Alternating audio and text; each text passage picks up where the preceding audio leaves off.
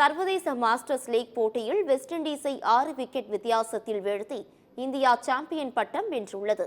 முதலாவது சர்வதேச masters league தொடர் இந்தியாவின் பல்வேறு நகரங்களில் நடைபெற்றது.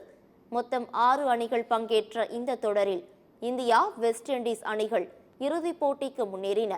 இந்த நிலையில் ராய்ப்பூரில் நடைபெற்ற இறுதிப் போட்டியில் இந்தியா, வெஸ்ட் இண்டீஸ் அணிகள் மோதின. டாஸ் வென்ற வெஸ்ட் இண்டீஸ் பேட்டிங்கை தேர்வு செய்தது. அதன்படி முதலில் பேட்டிங் செய்த வெஸ்ட் இண்டீஸ் அணி நிர்ணயிக்கப்பட்ட 20 ஓவரில் 7 விக்கெட்டுக்கு 148 ரன்கள் எடுத்தது. தொடக்க ஆட்டக்காரர் டுவைன் ஸ்மித் 45 ரன்களில் ஆட்டமிழந்தார். ஓரளவு நிலைத்து விளையாடிய அரை சதம் கடந்த சிம்மன்ஸ் 57 ரன்னில் ஆட்டமிழந்தார். இந்தியா சார்பில் வினய்குமார் 3 விக்கெட்டும் ஷபாஸ் நதீம் 2 விக்கெட்டும் வீழ்த்தினர்.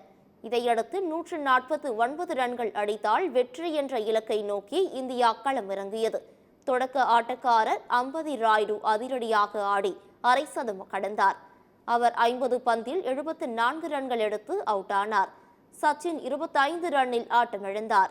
இறுதியில் இந்தியா 17.1 ஓவரில் 4 விக்கெட்டுக்கு 149 ரன்கள் எடுத்து அபார வெற்றி பெற்று சாம்பியன் பட்டம் வென்று அசத்தியது. ஆட்ட நாயகன் விருது அம்பதி ராயுடுவுக்கு வழங்கப்பட்டது.